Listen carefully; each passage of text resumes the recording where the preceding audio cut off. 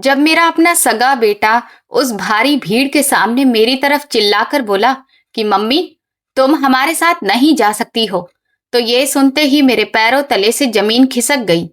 जो लोग उस वक्त एयरपोर्ट पर खड़े हुए थे वो एकदम से मुझे घूरने लगे और कुछ लोग तो आपस में धीरे धीरे बातें भी करने लगे। हमारे पीछे जो लाइन लगी थी उसमें खड़ी हुई एक औरत ने अपने पति से कहा, देखो तो कितनी बदकिस्मत है माँ, बेटा मुंह पर मना कर रहा है साथ ले जाने के लिए। मैंने सुना तो लेकिन कुछ भी नहीं कहा। मैं रोई भी नहीं, सिर्फ चुपचाप खड़ी रह गई। मेरे हाथ में उस वक्त मेरा पासपोर्ट था, मेरा बोर्डिंग पास भी था और साथ ही एक छोटा सा सूटकेस भी था जिसमें मैंने कई दिन पहले से ही अपने सारे कपड़े पैक कर लिए थे। लेकिन मेरे अपने सगे बेटे ने सबके सामने ही मुझे बेइज्जत कर दिया और मेरी बहू भारती ये सारा तमाशा चुपचाप खड़ी होकर देख रही थी। उसकी आंखों में भी उस वक्त कोई शर्म नहीं थी, बल्कि एक अजीब सा सुकून दिख रहा था, जैसे कि वो अंदर ही अंदर बहुत खुश हो रही हो। मैंने गहरी सांस ली और खुद को शांत रखने की कोशिश की, जबकि इस बेइज्जती की वजह से अंदर से मेरा पूरा शरीर कांप रहा था। लेकिन फिर भी बाहर दिखावे के लिए मैंने खुद को संभाल कर रखा। तभी इमिग्रेशन ऑफिसर, जो कि एक अधेड़ उम्र का आदमी था, उसने मुझे ध्यान से देखा और बोला, मैडम आप जरा मेरे साथ आइए। अभी मैंने उससे पूछा कि क्यों, क्या हो गया, तो उसने मुझे एक इशारा किया। इसलिए मैं बिना कुछ और बोले चुपचाप उसके पीछे पीछे एक छोटे से कमरे में पहुंची। उसने उस कमरे का दरवाजा बंद किया और अपने कंप्यूटर मॉनिटर को मेरी तरफ घुमा दिया, जहां स्क्रीन पर साफ दिख रहा था कि मेरे नाम से कुछ लेन देन किए जा रहे हैं। वो कहने लगा, मैडम अभी और इसी वक्त अपना यूपीआई बंद करिए, अपने जितने भी कार्ड्स हैं उनको ब्लॉक कर दीजिए, और हाँ, अगर आपके मोबाइल फोन पर कोई भी लिंक आता है तो उसको बिल्कुल भी ओपन मत करिएगा। ये सुनते ही मेरी सांस गले में अटक गई। मैंने घबराते हुए पूछा कि आखिर ये सब क्या है, तो उसने कहा कि आपके अकाउंट से पिछले कई घंटों में गलत तरीके से पैसे ट्रांसफर करने की कोशिश हो रही है और आपकी आईडी डॉक्यूमेंट का भी किसी ने बैंकिंग फ्रॉड के लिए इस्तेमाल करने की कोशिश की है। ये सब आपके साथ हो रहा है और आपको कुछ पता भी नहीं चल रहा। मेरा नाम फाल्गुनी है। मैं गुरुग्राम की एक पॉश सोसाइटी में 4 मंजिला कोठी में रहती हूँ।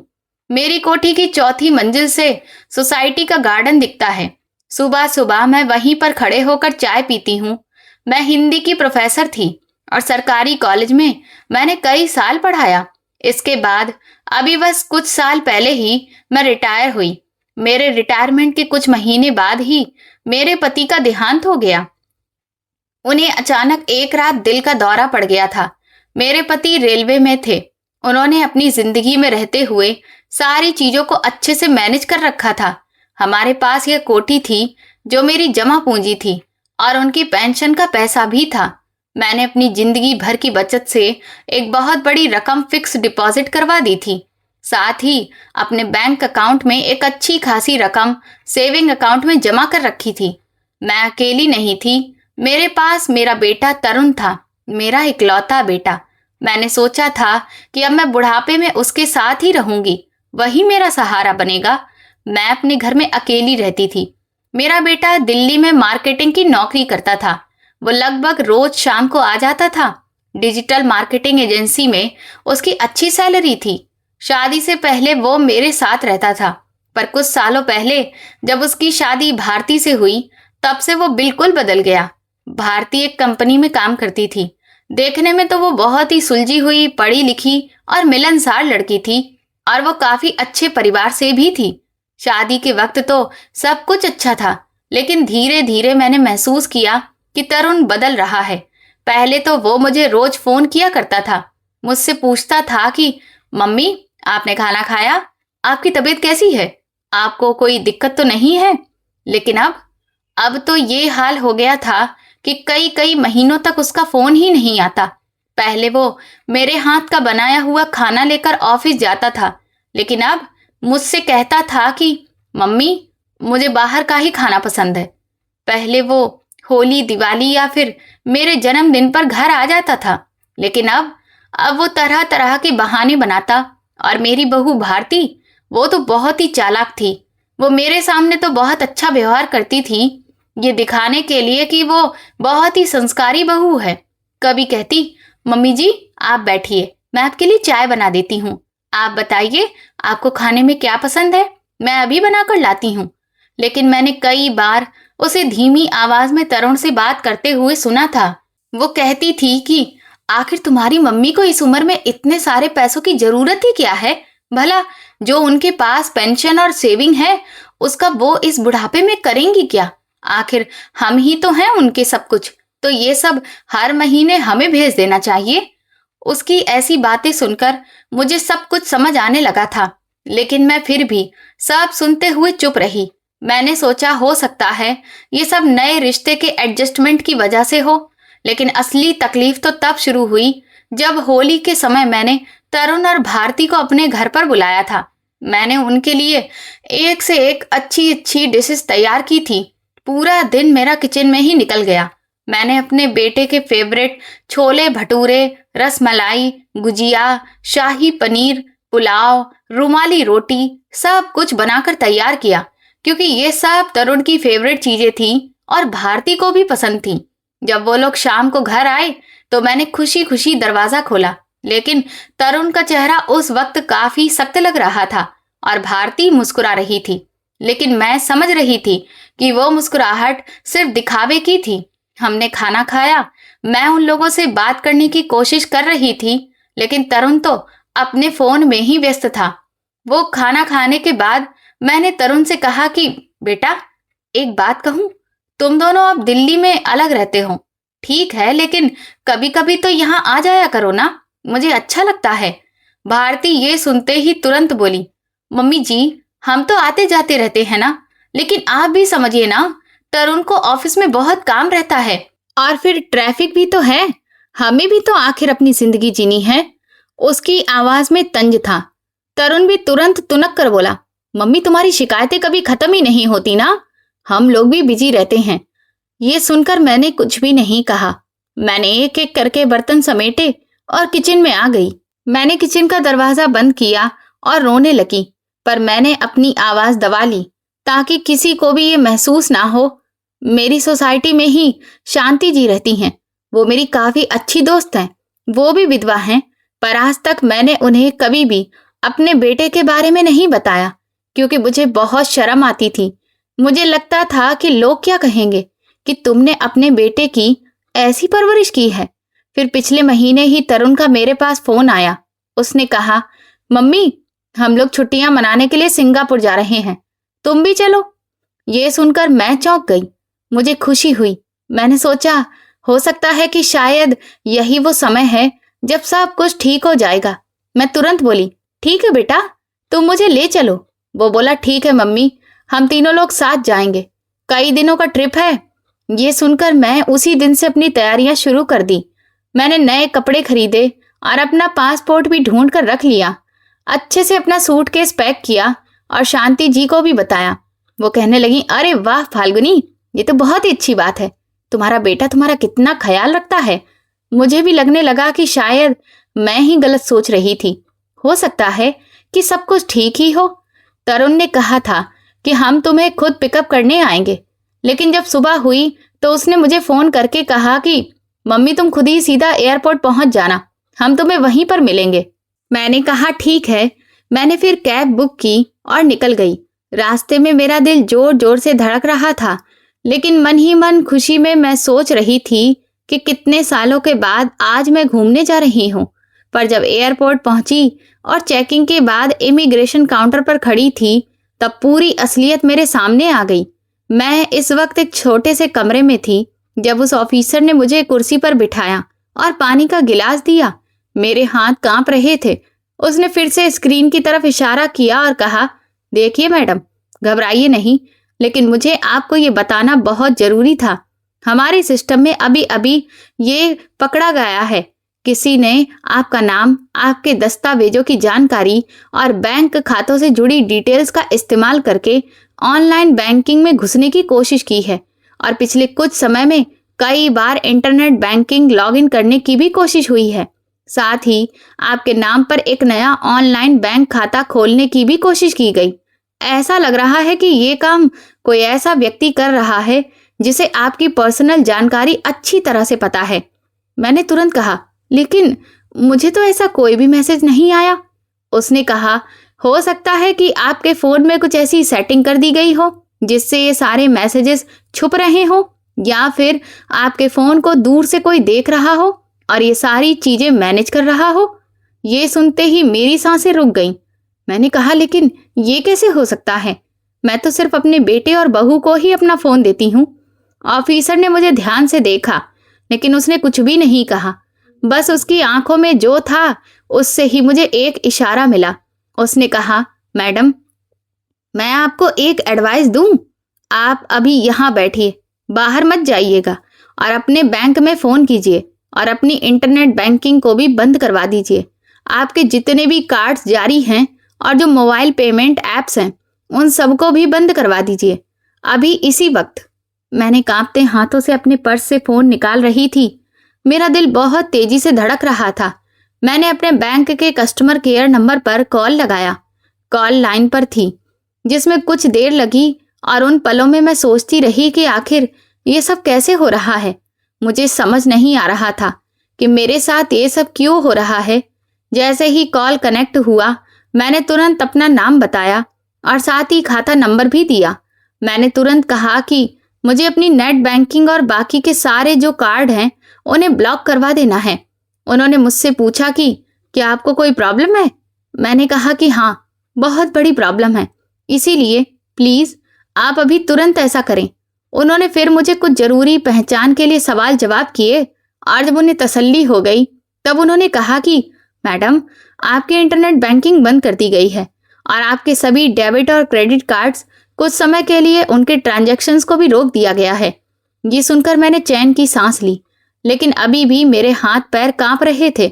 ऑफिसर ने मुझसे कहा, आपने बिल्कुल सही किया मैडम, अब आप बाहर जाइए और अगर आपको ठीक लगे तो आप अब सीधे घर जाइए और किसी को भी इस बारे में कुछ मत बताइएगा जब तक आपको सब चीजों का समझ में ना आ जाए। और हाँ, इस बारे में किसी को जानकारी मत होने दीजिएगा और अपने फोन को किसी अच्छे टेक्नीशियन को जरूर दिखाइए। मुझे लगता है कि आपके फोन में जरूर कोई खुफिया सॉफ्टवेयर है। मैंने पूछा, लेकिन मेरा बेटा तो बाहर खड़ा है और वो मेरा इंतजार कर रहा है। ऑफिसर ने धीरे से कहा, देखिए मैडम, मैं अब कुछ भी नहीं कर सकता, लेकिन ये सच है कि ये सब कोई अनजान इंसान नहीं कर सकता है। ये काम किसी बहुत ही करीबी का है। अब आप समझदार हैं, खुद ही सोचिए। मैं उठी, मेरे पैर लड़खड़ा रहे थे। मैं उस कमरे से बाहर निकली। मैंने अपने बेटे तरुण को देखा और फिर मैं सीधा एयरपोर्ट के बाहर आ गई। मैंने कैब ली और वापस अपने घर की तरफ निकल गई। रास्ते भर मैं सोचती रही। मेरे दिमाग में एक साथ हजारों सवाल घूम रहे थे। क्या तरुण को ये सब पता है? क्या भारती ने ये सब किया है, या फिर मैं ही पागल हो रही हूँ? जब मैं घर पहुंची तो शाम हो रही थी। घर खाली था और सन्नाटा पसरा था। मैंने अपना सूटकेस कोने में रख दिया और सोफे पर बैठ गई। मैंने अपना फोन खोला और बैंक से आए हुए मैसेजेस थे, उन्हें एक एक करके देखना शुरू किया। वे मैसेजेस पिछले कई महीनों के थे और तब मुझे कुछ अजीब सी चीज नजर आई। एक मैसेज था जिसमें लिखा था कि मोबाइल से एक पेमेंट सफल किया गया है। मुझे याद नहीं था कि मैंने कब और किसको इतना बड़ा अमाउंट भेजा था। फिर एक और मैसेज पड़ा था जिसमें लिखा था कि आपके अकाउंट से इतना अमाउंट निकाल लिया गया है, लेकिन मुझे तो याद ही नहीं था कि मैंने कभी भी इतना बड़ा अमाउंट एक साथ निकाला था। और फिर इसके बाद एक और मैसेज जिसे देखकर तो मेरा दिल धक से रह गया। ये सारे ट्रांजैक्शंस जो थे वो कुल मिलाकर एक बहुत बड़ी रकम बना रहे थे, जो कि मुझे अब तक याद ही नहीं था कि मैंने ये सारे पैसे कब भेजे थे।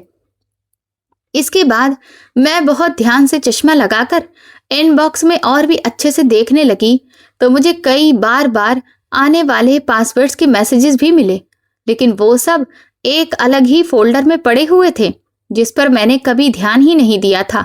और वो फोल्डर मेरे फोन में अलग से बनाया हुआ था जिसका नाम स्पेशल मैसेज के नाम से रखा गया था। मैंने उसे खोला। उसमें पिछले कई महीनों के सैकड़ों बैंक अलर्ट्स थे, सैकड़ों बार आने वाले पासवर्ड भी थे। ये देखकर मेरी आंखें फटी की फटी रह गईं, क्योंकि मैं तो ये फोल्डर बनाया ही नहीं था। ये जरूर किसी और ने बनाया था। किसी ने मेरे मोबाइल फोन में ये सब कुछ तैयार किया था कि मुझे अपने बैंक के मैसेज दिखाई ना दें। मैं धड़ाम से सोफे पर बैठ गई। मेरी आंखों के सामने अंधेरा फैल गया। धीरे धीरे रात हो रही थी और अंधेरा बढ़ रहा था, पर मैंने लाइट नहीं जलाई। मैं बस सिर्फ सोचती जा रही थी, सोचती ही जा रही थी। और तभी फिर मेरा फोन बजा। तरुण का नाम स्क्रीन पर चमका। मैंने कॉल उठाई। मैंने पूरी कोशिश की कि मेरी आवाज बिल्कुल नॉर्मल लगे। मैंने कहा, हाँ बताओ बेटा। तरुण ने गुस्से में कहा, मम्मी ये क्या है? तुम एयरपोर्ट से आकर कहाँ चली गई? हमने तुम्हें इतना ढूंढा, तुम्हारी वजह से हमें भी अपनी ट्रिप कैंसिल करनी पड़ी। मैं शांत होकर बोली कि वो दरअसल मेरी तबीयत खराब हो गई थी, इसीलिए मैं घर वापस आ गई। तरुण बोला, तबीयत खराब हुई तो तुमने हमें बताया क्यों नहीं? हम वहां ना जाने की कितनी देर तक खड़े रहे हैं। मैंने कहा, सॉरी बेटा, लेकिन मैं नहीं जा पाऊंगी, तुम दोनों ही जाओ। तरुण बोला, मम्मी तुम हमेशा इसी तरह से ड्रामा करती हो। तुमको ये चाहिए कि अलग से तुम्हें स्पेशल ट्रीटमेंट दिया जाए। चलो छोड़ो, तुमसे तो बात करना ही बेकार है। अब हम कल सुबह की दूसरी फ्लाइट से जाएंगे। और हाँ, एक बात और, तुम्हारे बैंक से कॉल आया था। वो पूछ रहा था कि तुमने अपने कार्ड ब्लॉक क्यों करवाए हैं। मुझे लगा कि शायद तुमसे कोई गलती हो गई है, तुम भूल गई हो। वो लोग कह रहे थे कि कल तुम बैंक चली जाओ और वहां जाकर सब कुछ ठीक करवाओ। ये सुनते ही मेरे रोंगटे खड़े हो गए। मैंने तरुण से कहा, लेकिन बैंक वालों ने मेरे बारे में तुमसे क्यों पूछा? इस पर तरुण बोला, अरे क्योंकि मैंने अपना नंबर तुम्हारे अकाउंट में ऐड करवा दिया है, किसी भी जरूरी जानकारी के तौर पर। क्या तुम भूल गई हो? मैंने पिछले साल ही तो ऐड करवाया था। मैंने सोचा कि हो सकता है कि अगर तुम्हें कोई परेशानी हो तो कम से कम मुझे तो इस बारे में पता चल जाए ना।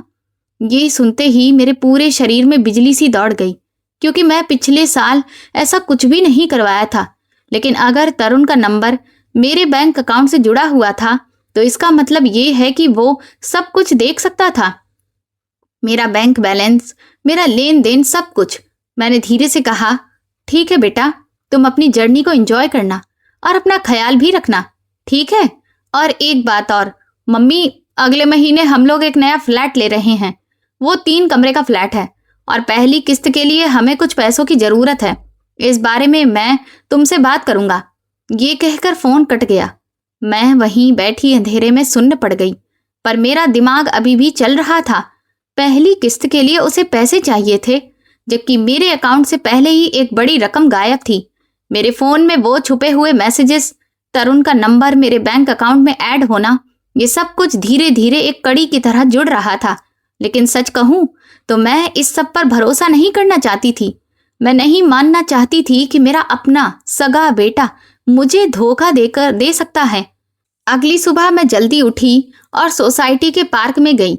वहां पर शांति सुबह टहलने के लिए आई थी। उसने मुझे देखा तो मुस्कुराई, कहने लगी, और कैसी हैं आप? मैंने कहा, सिर्फ ठीक हूँ। वो कहने लगी, सिंगापुर से वापस भी आ गई? अरे कैसा रहा वहां का सफर? मैंने झूठ बोला। मैंने कहा, हाँ अच्छा था। लेकिन ये कहते हुए मेरी आवाज काफी कमजोर हो गई। शांति बहुत समझदार है। उसने मेरा हाथ पकड़ा और बोली, फाल्गुनी क्या हुआ? मुझे सच सच बताओ, तुम्हारी आंखें तो कुछ और ही कह रही हैं। ये सुनते ही मैं रो पड़ी और वहीं पार्क की बेंच पर मैंने उसे सब कुछ बता दिया। एयरपोर्ट वाली बात, बैंक से कॉल वाला सब कुछ, वो सारे छुपे हुए मैसेज, तरुण का फोन, सब कुछ। शांति ने मुझे गले लगाया और बोली, फाल्गुनी तुम्हें अभी किसी से मदद लेनी होगी, क्योंकि ये सब कुछ बहुत ही गंभीर बात है। मुझे एक लड़के के बारे में पता है जो मोबाइल फोन का टेक्नीशियन का काम करता है। उसका नाम राघव है। वो बहुत ही ईमानदार लड़का है। तुम आज ही उससे मिलो, उसे अपना फोन दिखाओ। और हाँ, एक बात और, किसी को भी मत बताना, तरुण को भी नहीं, जब तक तुम्हें सब कुछ सच पता ना चल जाए।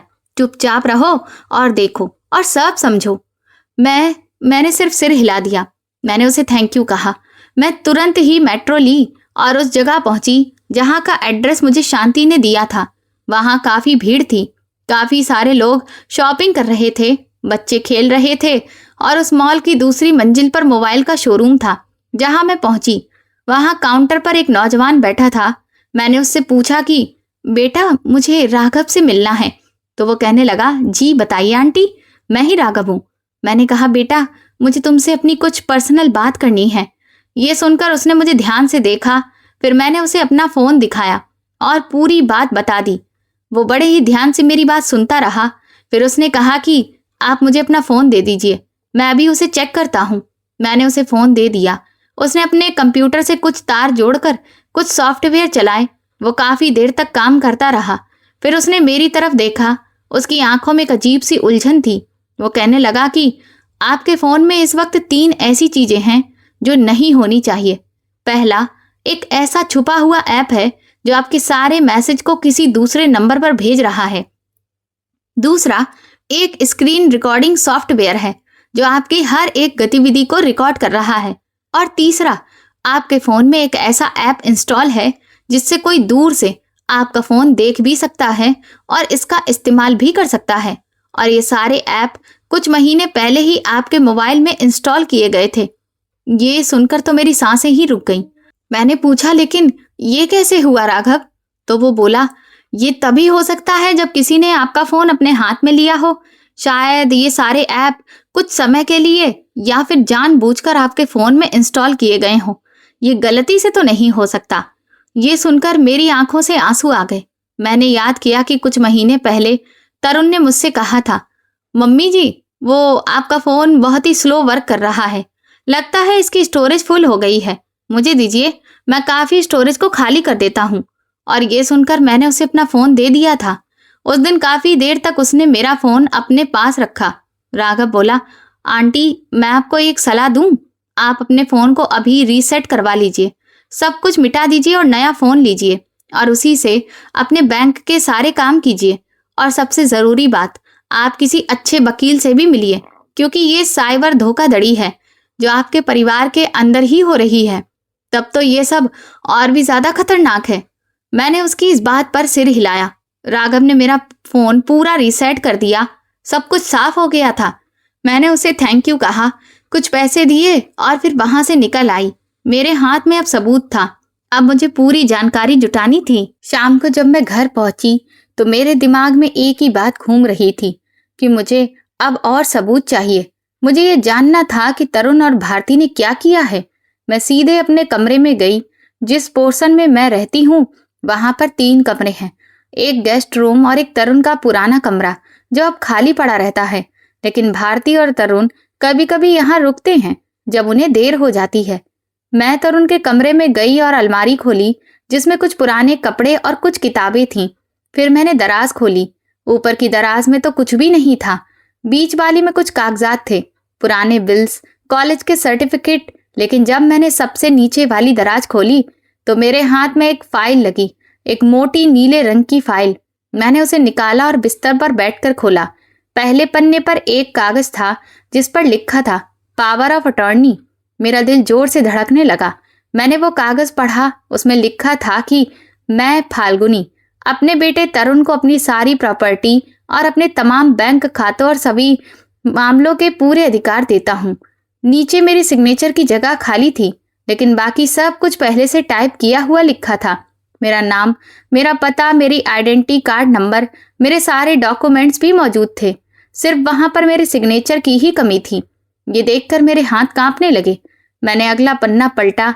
इसमें मेरे बैंक की पासबुक की फोटो कॉपी थी, मेरी फिक्स डिपॉजिट की रसीद की कॉपी भी थी और मेरे आइडेंटिटी कार्ड की कॉपी भी थी। यहाँ तक कि मेरे घर के कागजात की भी कॉपी थी। सब कुछ मौजूद था। मेरी पूरी जिंदगी के डॉक्यूमेंट्स किसी ने ये सब इकट्ठा करके रखे थे, चुपचाप, बिना मुझे किसी भी जानकारी के हुए। मैं और पन्ने पलटती गई। एक पन्ने पर हैकिंग करने का पूरा तरीका लिखा हुआ था। ये राइटिंग भारती की थी, जिसे देखकर मैं तुरंत पहचान गई। मेरी आंखों के सामने अंधेरा छा गया। ये कोई गलतफहमी नहीं हो सकती थी और ये कोई इत्तेफाक भी नहीं था, बल्कि ये एक प्लान था, एक सोची समझी साजिश। मेरे अपने ही बेटे और बहू की। वो दोनों मेरा सब कुछ छीनना चाहते थे, मेरा पैसा, मेरी जमीन, मेरा घर, और फिर मुझे छोड़कर बाहर चले जाना चाहते थे। एयरपोर्ट पर जो भी हुआ वो भी इसी पूरे प्लान का हिस्सा था। वो चाहते थे कि मैं सबके सामने शर्मिंदा हो जाऊं। वो चाहते थे कि मुझे लगे कि मैं कमजोर हूं, कि मुझे उन पर निर्भर होना होगा, और फिर वो मुझे इन कागजों पर साइन करवा लेते। मैं वहीं बिस्तर पर बैठी रही। मेरे हाथों में वो फाइल थी। मेरे आंसू बंद ही नहीं हो रहे थे, लेकिन मुझे गुस्सा भी बहुत आ रहा था। मैंने कितने साल तरुण को पाला, मैं अपनी जरूरतों को कम करती रही ताकि उसे अच्छी शिक्षा मिल सके। जब उसके पापा नहीं रहे तो मैंने अकेले ही उसकी शादी तक संभालती रही। मैंने अपनी सारी सेविंग्स उसकी खुशियों में लगा दी और आज वो मुझे ही लूटना चाहता है। ये सोचकर ही मेरा कलेजा फट रहा था, लेकिन फिर भी मैंने खुद को संभाला। मैंने गहरी सांस ली, अपनी आंखों के आंसू पोंछे और मैंने खुद से कहा कि नहीं फाल्गुनी, तुम कमजोर नहीं हो और ना ही तुम टूटोगी, बल्कि तुम लड़ोगी। मैंने उस फाइल के हर एक पन्ने की तस्वीर अपने नए क्लीन किए हुए फोन से खींची। मैंने वो तस्वीर अपनी ऑनलाइन ड्राइव में सुरक्षित कर ली। मैंने एक सुरक्षित ड्राइव में भी उसकी कॉपी रख दी। मैंने वो फाइल वापस दराज में रख दी, बिल्कुल उसी तरह जैसे वो पहले रखी हुई थी, क्योंकि किसी को भी ये पता नहीं चलना चाहिए कि मैंने उसे देख लिया है। मैंने एक बार फिर से अपने फोन की हर एक चीज चेक की। सब कुछ साफ था। अब कोई भी मुझे ट्रैक नहीं कर सकता था। मैंने अपने सारे पासवर्ड भी बदल दिए थे। बैंक का ऐप भी दोबारा डाउनलोड कर लिया। नए पासवर्ड से लॉगिन किया। मैंने अपने पूरे खाते का ब्यौरा निकाला, पिछले कई महीनों का, और जब मैंने ध्यान से देखा तो मुझे पता चला कि एक बड़ी रकम नहीं बल्कि कुल मिलाकर काफी बड़ी रकम मेरे खाते से निकाल ली गई थी। छोटे छोटे लेन देन में इतनी छोटी छोटी रकम की मुझे कभी खास ध्यान ही नहीं गया। मैं तो महीने में एक बार ही बैलेंस चेक करती थी, और जब मैंने देखा कि पैसे कम हैं तो मैंने सोचा हो सकता है मैं भूल गई हूँ। लेकिन अब जब सच सामने था तो ये साफ था कि मेरी मेहनत की कमाई, मेरी बचत, मेरा भविष्य, सब कुछ चुराया जा रहा था। मैं उठी, मैंने पानी पिया और अपने चेहरे को ठंडे पानी से धोया। मैं खुद को आईने में देखने लगी। मेरी आंखें सूजी हुई थी, चेहरा थका हुआ था, लेकिन फिर भी मेरी आंखों में एक चमक थी, एक आत्मविश्वास से भरा हुआ फैसला था। मैंने खुद से कहा कि अब तुम्हें मजबूत होना होगा, अब तुम्हें सोच समझकर चलना होगा। मैंने शांति को फोन किया। मैंने कहा कि मुझे एक अच्छे वकील की जरूरत है जो साइबर धोखाधड़ी और पारिवारिक प्रॉपर्टी के मामलों में प्रोफेशनल हो। उन्होंने कहा कि हाँ, मुझे एक नाम पता है, यशवर्धन खन्ना। वो बहुत अच्छे वकील हैं। बुजुर्गों के साथ होने वाली पैसों की धोखाधड़ी के बहुत सारे केस भी लड़ चुके हैं। मैं तुम्हें उनका नंबर भेजती हूँ। कुछ देर के बाद शांति ने मुझे नंबर भेजा। मैंने अभी फोन लगाया और कुछ ही घंटियों के बाद एक बहुत ही गंभीर आवाज सुनाई दी। हेलो। मैंने कहा, जी नमस्ते, मैं फाल्गुनी बोल रही हूँ। दरअसल मुझे शांति से आपका नंबर मिला। मुझे आपसे एक बहुत जरूरी सलाह लेनी है अपनी प्रॉपर्टी को लेकर। उन्होंने कहा, जी बताइए। मैंने फिर उन्हें शॉर्ट में सब कुछ बता दिया। एयरपोर्ट का वो वाकया, फोन में मेरे जासूसी सॉफ्टवेयर होना, पैसे गायब होना और पावर ऑफ अटर्नी, सब कुछ। वो ध्यान से मेरी पूरी बात सुनते रहे। फिर उन्होंने कहा, फाल्गुनी जी, मैडम देखिए, ये तो बहुत ही गंभीर मामला है और ये फ्रॉड भी है, साथ ही साइबर क्राइम और पारिवारिक धोखाधड़ी का केस भी बनता है। आपको अभी तुरंत कुछ खास कदम उठाने होंगे। सबसे पहले आपको साइबर क्राइम सेल में शिकायत दर्ज करवानी होगी। दूसरा, आपको अपने बैंक में जाकर सारे लेन देन की पूरी जानकारी लेनी होगी। तीसरा, आपको नोटरी के सामने एक हलफनामा बनवाना होगा कि आपने कभी किसी को कोई अधिकार नहीं दिया और ना ही ऐसा देने का इरादा है। और चौथा, आप कल सुबह मेरे ऑफिस आइए, हम एक पूरा ड्राफ्ट बनाएंगे। मैंने कहा, थैंक यू, मैं कल जरूर आऊंगी। उन्होंने मुझे अपना एड्रेस बताया। अगली सुबह ही मैं उनके एड्रेस पर पहुंची। उनका ऑफिस बिल्डिंग के तीसरी मंजिल पर था, छोटा सा लेकिन साफ सुथरा। ऑफिस दीवार पर उनकी डिग्रियां लगी चमक रही थी। मैं अंदर गई। मैंने उनकी तरफ देखा। यशवर्धन खन्ना की उम्र मुझसे थोड़ी ज्यादा थी। व्हाइट शर्ट, ब्लैक कोट, काले रंग का चश्मा। वो बहुत ही शांत और गंभीर पर्सनालिटी के लग रहे थे। उन्होंने कहा, मैडम फाल्गुनी, मुझे आप सारे सबूत दिखाइए। मैंने अपना फोन निकाला और फिर मैंने उन्हें पावर ऑफ अटर्नी के कागजों की तस्वीरें भी दिखाई और साथ ही भारती के हाथ के लिखे हुए एक एक चीज की तस्वीर दिखाई। अपने बैंक के स्टेटमेंट दिखाए और राघव से मिली जासूसी सॉफ्टवेयर की रिपोर्ट भी दिखाई। वो सब कुछ बहुत ध्यान से देखते रहे। फिर उन्होंने कहा कि ये तो बहुत ही मजबूत सबूत है, लेकिन हमें और भी चीजें चाहिए होंगी। सबसे पहले आपको साइबर सेल में जाना होगा। मैं आपको गुरुग्राम पुलिस स्टेशन के साइबर क्राइम सेल का एड्रेस देता हूँ, जहां जाकर आप रिपोर्ट दर्ज कराइए और उन्हें ये सारे सबूत भी दीजिए। वो आपके फोन की जांच करेंगे और आपके बैंक से भी डिटेल निकलवाएंगे। ये सरकारी शिकायत होगी, दूसरा, फिर आज ही आप अपने बैंक मैनेजर से मिलिए। उनसे कहिए कि आपके खाते में किसी और का नंबर जुड़ा हुआ है, वो तुरंत हटाया जाए और आपके खाते पर एक नोट भी डाला जाए कि जब तक आप वहां मौजूद ना हो, बिना आपकी अनुमति के कोई भी बड़ा ट्रांजैक्शन या कोई दूसरा बदलाव नहीं किया जाएगा। तीसरा, आपको अपने सारे जरूरी डॉक्यूमेंट्स एक सुरक्षित जगह पर रखने होंगे। इसके लिए बैंक लॉकर सबसे बेहतर जगह रहेगी। चौथा, अभी किसी को कुछ भी मत बताइएगा, ना तो तरुण को और ना ही भारती को। आप बिल्कुल नॉर्मल बिहेव कीजिए। देखते हैं कि वो लोग क्या करते हैं। और 1 हफ्ते में हम एक कॉन्फ्रेंस मीटिंग रखेंगे, यहाँ पर मेरे ऑफिस में या फिर बैंक में, जहां पर गवाह हूं, और हम उन्हें सारे सबूत भी दिखाएंगे। उनके सामने सच रखेंगे और फिर हम ये तय करेंगे कि आगे क्या करना है। मैंने पूछा, अगर वो मान गए तो? खन्ना साहब ने कहा, तो हम कानूनी कार्रवाई करेंगे, लेकिन पहले हम उन्हें मौका देंगे। अगर वो पैसे वापस कर देते हैं और माफी मांग लेते हैं तो हो सकता है कि आप पुलिस केस ना करना चाहें, क्योंकि ये अब आपका फैसला होगा। लेकिन सबूत तो कम से कम हमारे पास होने चाहिए ना। मैंने अपना सिर हिला दिया। मुझे पहली बार लगा कि मैं बिल्कुल सही रास्ते पर हूँ और मैं अकेली नहीं हूँ। मैं सीधा गुरुग्राम पुलिस स्टेशन गई। वहां साइबर क्राइम सेल एक अलग कमरे में था। मैंने अपनी रिपोर्ट दर्ज करवाई। एक लेडी पुलिस ऑफिसर थी। उन्होंने मेरी पूरी बात सुनी, मेरे सारे सबूत देखे। उन्होंने कहा, मैडम, हम आपकी कंप्लेंट दर्ज कर रहे हैं और हम इन्वेस्टिगेशन करेंगे। आप अपने बैंक की सारी डिटेल्स लेकर आइए, लेन देन की डिटेल्स, जिन खातों में पैसे गए हैं उनकी डिटेल्स, सब कुछ। और हाँ, अपने बेटे और बहू को कुछ भी मत बताइएगा। पहले हम सारे सबूत इकट्ठे कर लेंगे। मैंने कहा, जी ठीक है, मैं सब कुछ लेकर आऊंगी। उन्होंने मुझे एक कंप्लेंट नंबर भी दिया। मैंने उसे अपने फोन में सेव कर लिया। वहां से मैं सीधा अपने बैंक गई। बैंक में जो वहां के मैनेजर थे, संजय माथुर, वो हमारे परिवार को काफी सालों से जानते थे। मैं सीधा उनके पास गई। उन्होंने मुझे देखा तो वो मुस्कुराकर बोले, अरे फाल्गुनी जी, कैसी हैं आप?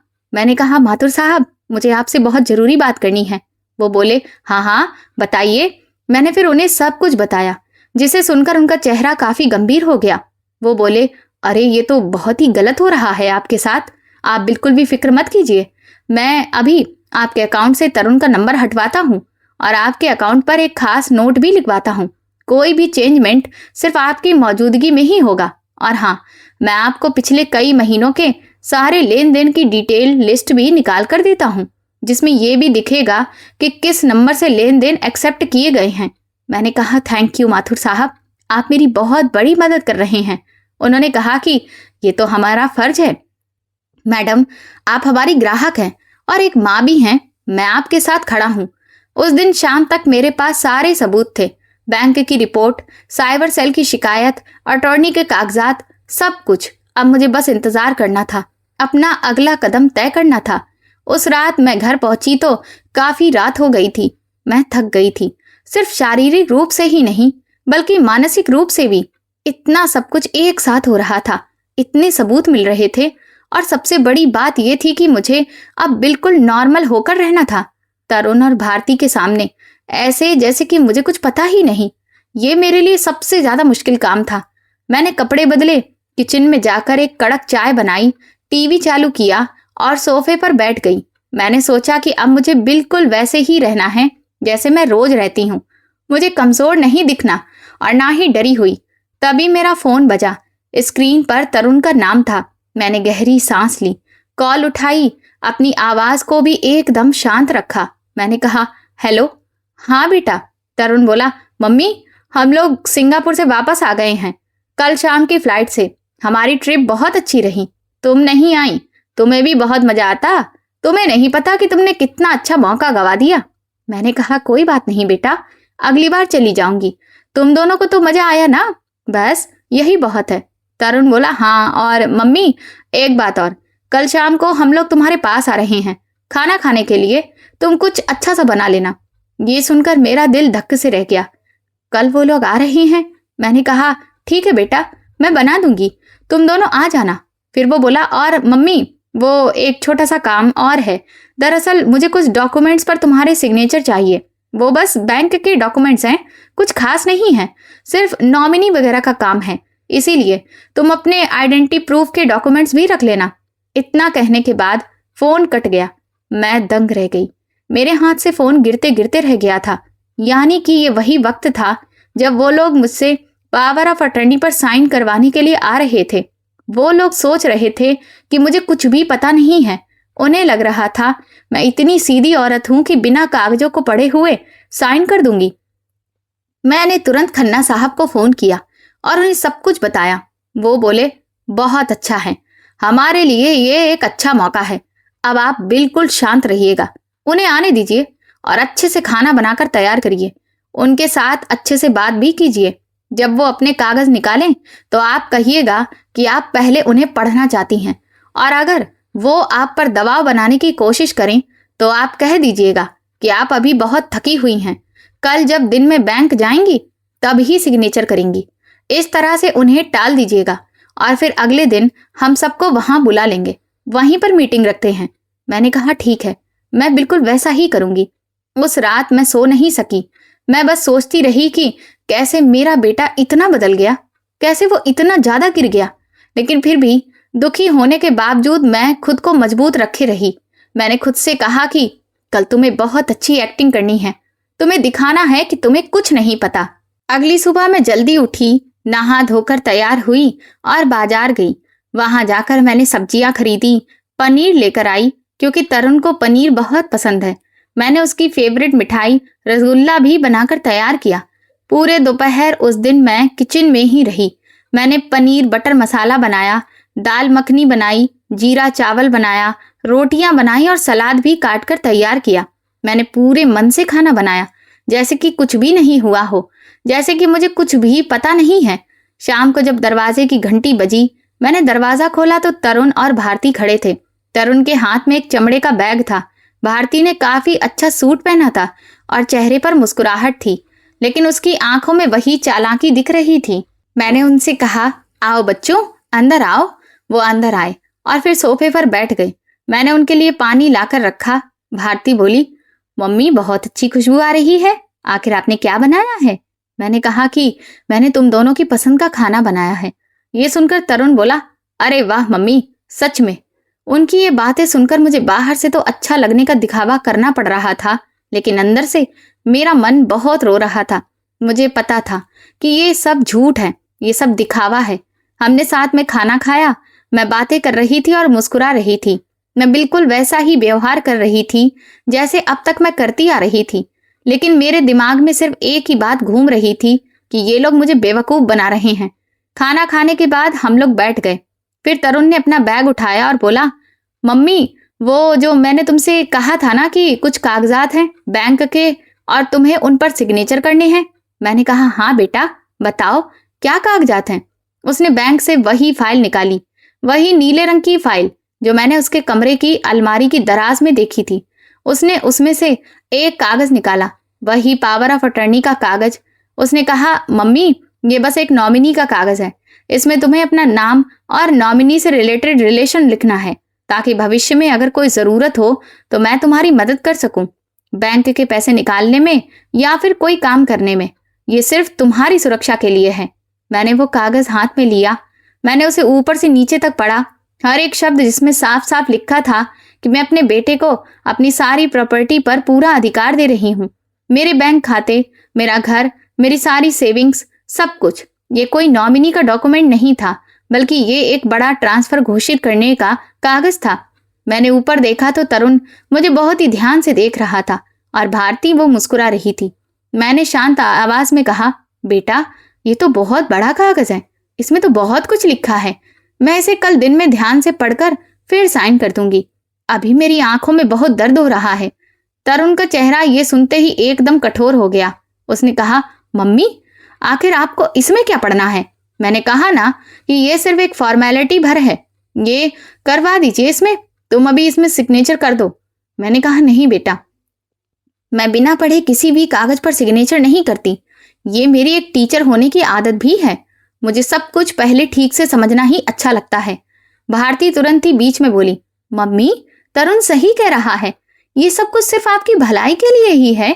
आप इस पर सिग्नेचर कर दीजिए तो कोई भी परेशानी नहीं होगी। मैं उसकी तरफ देखती रही और शांत आवाज में कहा, बेटी, मैं जरूर सिग्नेचर करूंगी, लेकिन कल। अभी मैं बहुत थक गई हूं, इसीलिए अभी मुझे माफ करो। तरुण ने गुस्से से वो कागज मुझसे वापस ले लिया और बोला, ठीक है मम्मी, जैसी तुम्हारी मर्जी, लेकिन कल तुम्हें इस कागज पर सिग्नेचर करने ही होंगे, क्योंकि ये डॉक्यूमेंट्स बहुत जरूरी है। मैंने कहा, ठीक है बेटा, कल मैं सिग्नेचर कर दूंगी। वो दोनों थोड़ी देर के बाद चले गए। जाते वक्त भारती का चेहरा बहुत कड़वाहट से भरा हुआ था। तरुण भी चिड़चिड़ा सा था, लेकिन मैंने उन्हें प्यार से विदा किया। दरवाजा बंद करने के बाद मैं आकर सोफे पर बैठ गई। मेरे हाथ कांप रहे थे और मुझे काफी पसीना आ रहा था। मैंने तुरंत खन्ना साहब को फोन किया और उन्हें बताया कि यहाँ पर क्या हुआ।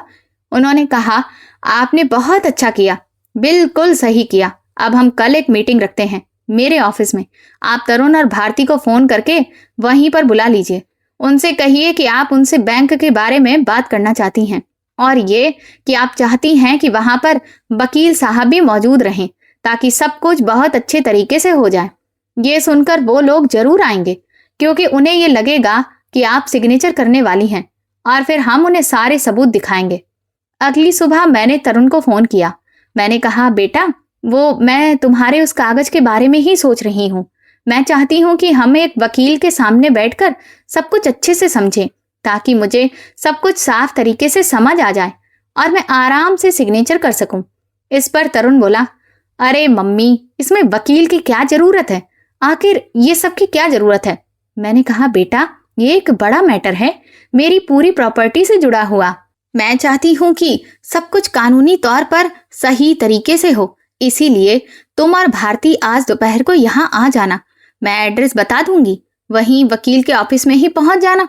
ये सुनकर तरुण चुप हो गया। फिर उसने भारती से कुछ बातें की। मुझे फोन पर उनकी धीमी धीमी बातें सुनाई दे रही थीं। फिर वो बोला, ठीक है मम्मी, हम लोग आ जाएंगे। आखिर कौन सा वकील है? मैंने कहा कि यशवर्धन खन्ना, मैं तुम्हें एड्रेस भेज दूंगी। वो बोला, ठीक है, हम जरूर आएंगे। इसके बाद फोन कट गया। मैंने खन्ना साहब को फोन किया और उन्हें बताया तो वो कहने लगे, आपने बिल्कुल सही किया, मैं भी तैयारियां कर लेता हूँ। और आप ऐसा करिए, संजय माथुर साहब को भी बुला लीजिए। आखिर वो बैंक के मैनेजर हैं, वो भी गवाह के तौर पर रहेंगे तो अच्छा रहेगा। और अगर हो सके तो शांति जी को भी बुला लीजिए तो और बेहतर होगा, क्योंकि जितने गवाह रहेंगे उतना ही अच्छा रहेगा। मैंने संजय माथुर साहब को फोन किया। वो बोले, जी जी, मैं जरूर आऊंगा, आप फिक्र मत कीजिए। मैंने शांति जी को भी बुला लिया। वो कहने लगी, मैं तुम्हारे साथ हूँ फाल्गुनी, और मैं जरूर आऊंगी। उस दिन सुबह मैं काफी घबराई हुई थी, लेकिन साथ ही मैंने तैयारी भी की थी। मैंने अपने सारे कागजात एक फाइल में रखे, बैंक के बयान, साइबर सेल की शिकायत और वो सारे कागजों की तस्वीर, भारती के हाथ का लिखा हुआ वो पूरा प्लान, सारी चीजें मैंने अच्छे से कपड़े पहने और फिर आईने में खुद को देखा। वहां एक माँ थी, लेकिन साथ ही में एक योद्धा भी थी, जो आज अपने लिए ही लड़ने जा रही थी, अपनी इज्जत के लिए, अपने अधिकारों के लिए। दोपहर को मैं घर से निकली। मैंने मेट्रो पकड़ी और फिर मैं खन्ना साहब के ऑफिस पहुंच गई। संजय माथुर साहब पहले से ही वहां पर थे। शांति देवी भी वहीं पर आ गई थी। खन्ना साहब ने एक बड़े से कमरे में मेज के आसपास कुर्सियां लगवा दी थीं। खन्ना साहब मुझसे बोले, फाल्गुनी जी, आप यहाँ बैठिए। आपके दोनों तरफ, एक तरफ माथुर साहब और दूसरी तरफ शांति जी बैठेंगे। मैं सामने बैठूंगा और तरुण और भारती मेरे सामने बैठेंगे।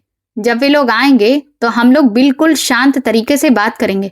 पहले मैं उन्हें मौका दूंगा कि वो खुद से सच बोलें। अगर फिर भी वो सच नहीं बोलते तो फिर हम उनके सामने सबूत रखेंगे। ठीक उसी वक्त दरवाजे की घंटी बजी। खन्ना साहब के नौकर ने दरवाजा खोला तो तरुण और भारती अंदर आए। तरुण ने उस वक्त सूट पहन रखा था। वो दोनों बहुत ही कॉन्फिडेंस से भरे हुए थे। उन्हें लग रहा था कि आज वो जीत जाएंगे, लेकिन जब उन्होंने माथुर साहब और शांति जी को देखा तो उनके चेहरे पर हल्की सी बेचैनी आ गई। तरुण ने पूछा, मम्मी, ये सब यहाँ पर क्या हो रहा है?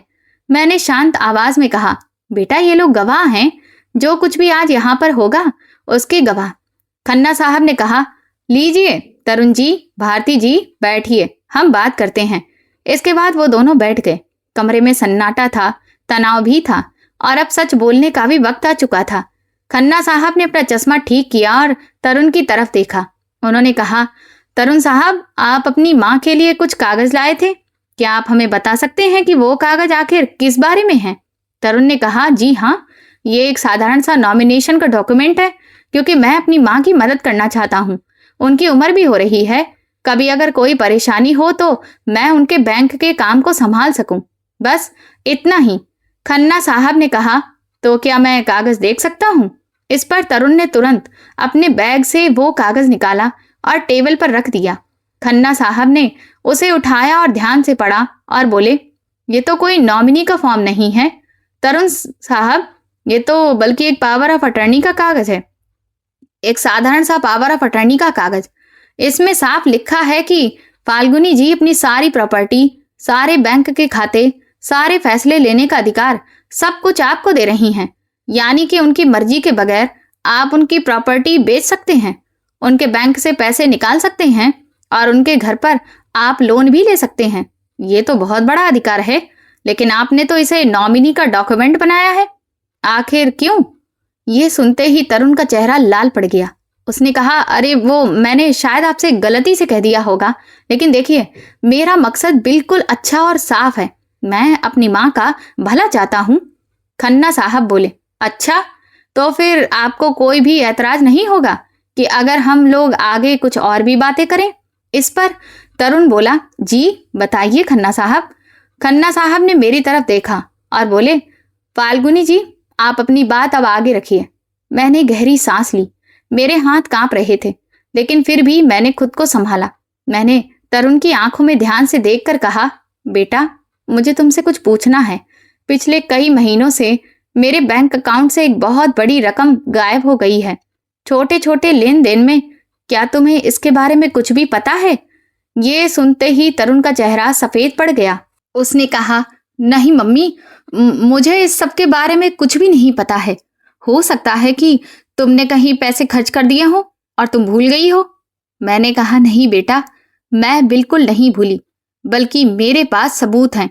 मैंने अपनी फाइल खोली और अपना बैंक का पूरा कच्चा चिट्ठा निकाला और उसे मेज पर रख दिया। मैंने कहा, देखो बेटा, ये कई महीनों के ट्रांजैक्शंस हैं और ये सारे ट्रांजैक्शन एक ही नंबर से एक्सेप्ट किए गए हैं, एक दूसरे नंबर से, जो कि तुम्हारा नंबर है। ये नंबर मेरे बैंक अकाउंट से पिछले साल जोड़ दिया गया था। ये सुनते ही तरुण का चेहरा और ज्यादा सफेद पड़ चुका था। उसे हल्का हल्का पसीना आने लगा।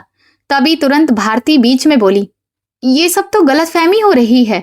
हो सकता है कि बैंक की इसमें कोई गलती हो। खन्ना साहब बोले, नहीं भारती जी, इसमें बैंक की कोई गलती नहीं है, बल्कि ये एक सोचा समझा प्लान है और हमारे पास इसके और भी ज्यादा सबूत मौजूद हैं। मैंने एक और कागज निकाला, वो तस्वीर जो मैंने तरुण के कमरे से ली थी, भारती की लिखावट में लिखी गई पूरी प्लानिंग। मैंने वो तस्वीर मेज पर रखी और आगे कहा, ये तुम्हारे ही कमरे के दराज से मिला है और इसमें साफ साफ मोबाइल हैकिंग का तरीका लिखा हुआ है। भारती, ये तुम्हारी हैंडराइटिंग है ना? ये सुनते ही भारती का मुंह लटक गया, उसके हाथ कांपने लगे।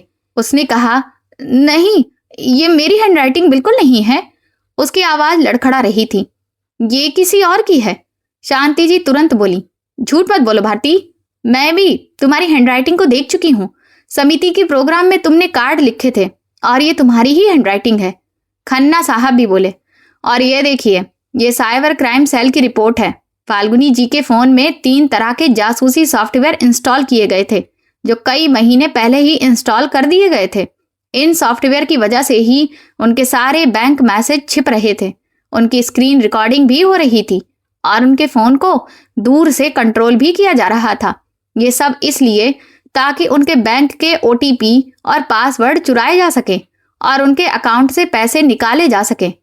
तरुण ने कहा, ये तो आपने किया है ना? ये सुनते ही तरुण जोर से चिल्लाकर बोला, नहीं, मैंने ये सब कुछ नहीं किया है। ये सब झूठ है। आप मुझ पर झूठा इल्जाम लगा रहे हैं।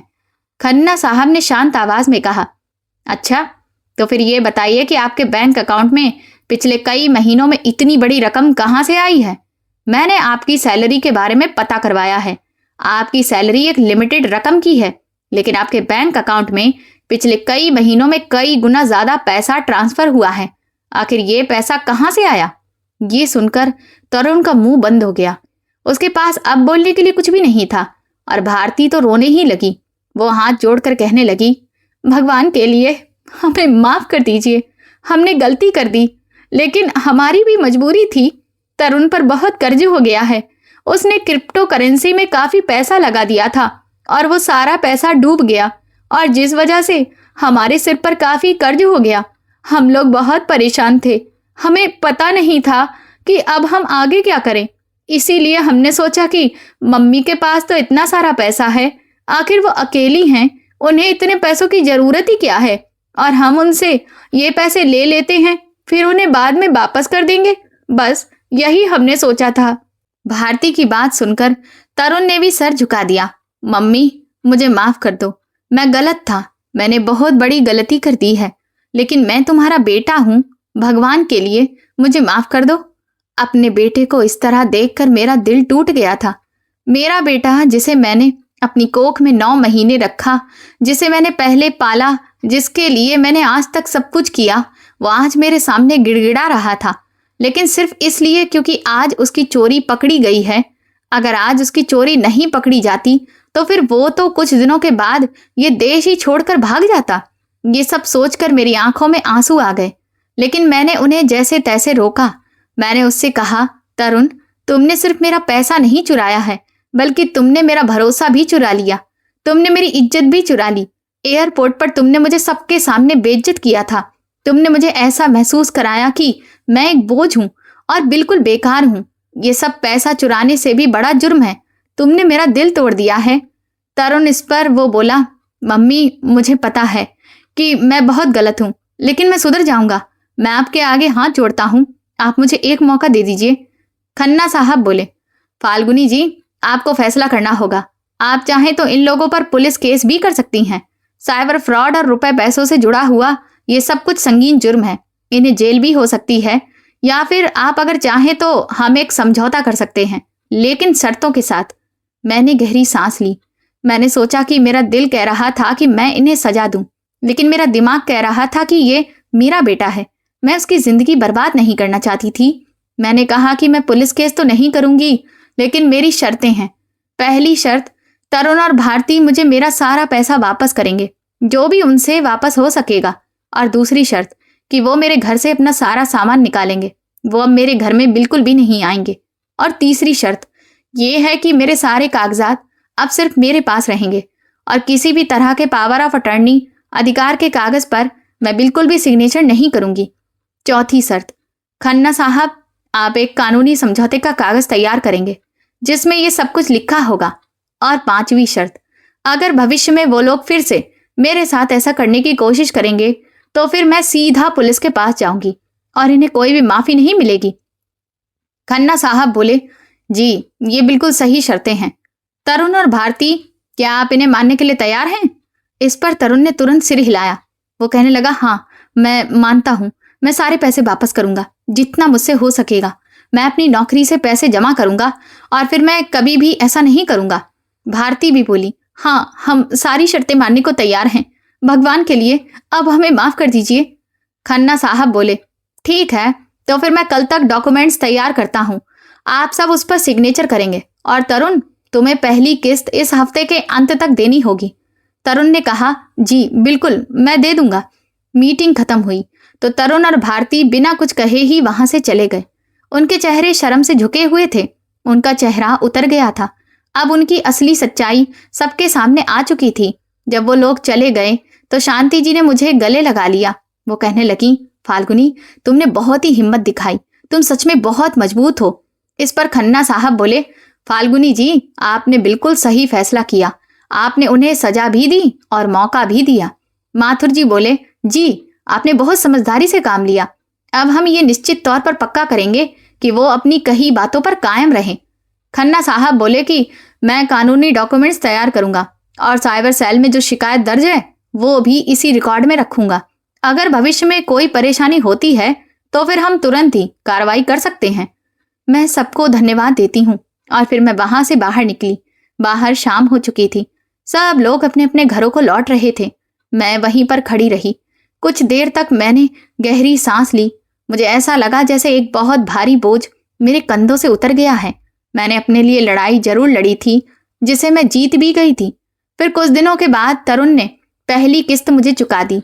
उसने वो पैसे चुपचाप मेरे अकाउंट में ट्रांसफर कर दिए। कोई भी फोन नहीं किया और ना ही कोई मैसेज भेजा, सिर्फ पैसे भेज दिए। खन्ना साहब ने डॉक्यूमेंट तैयार कर दिए थे, उसमें सब कुछ उन्होंने लिख दिया था। तरुण और भारती के सिग्नेचर भी करवा लिए थे। उन्होंने वादा किया था कि वो हर महीने कम से कम कुछ पैसे वापस करते रहेंगे। अगले दिन मैं बैंक गई। माथुर साहब ने मुझे एक लॉकर दिला दिया। मैंने अपने सारे जरूरी डॉक्यूमेंट्स उसमें ही रख दिए। मेरे घर के कागजात, मेरी फिक्स डिपॉजिट की रसीदें और मेरी आइडेंटिटी कार्ड से जुड़े हुए कागज, मेरी वसीयत जो कि मैं खन्ना साहब की हेल्प से बनवाई थी, सब कुछ। फिर कुछ समय बीता और तरुण ने फिर से पैसे भेजे और फिर अगले महीने भी वो अपना वादा निभाता रहा। हमने इस बीच एक बार भी बात नहीं की।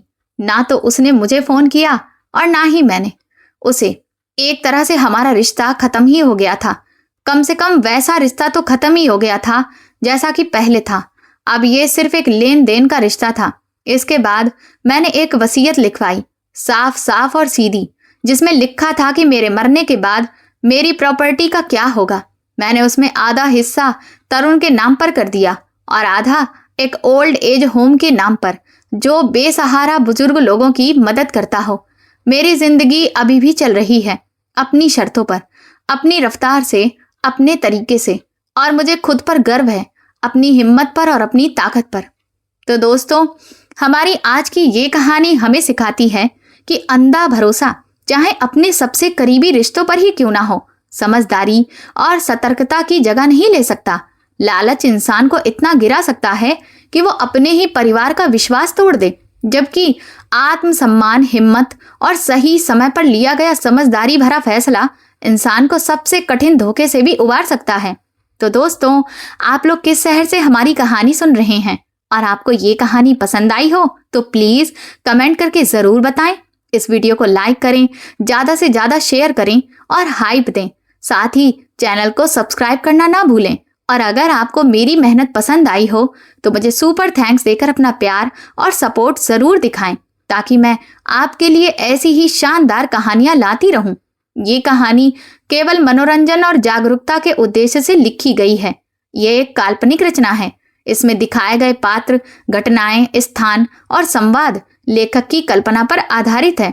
यदि किसी व्यक्ति, संस्था या वास्तविक घटना से कोई समानता दिखाई दे तो उसे मात्र संयोग माना जाए। कहानी का उद्देश्य पारिवारिक विश्वास, साइबर सुरक्षा और आत्मसम्मान जैसे विषयों पर संदेश देना है। धन्यवाद।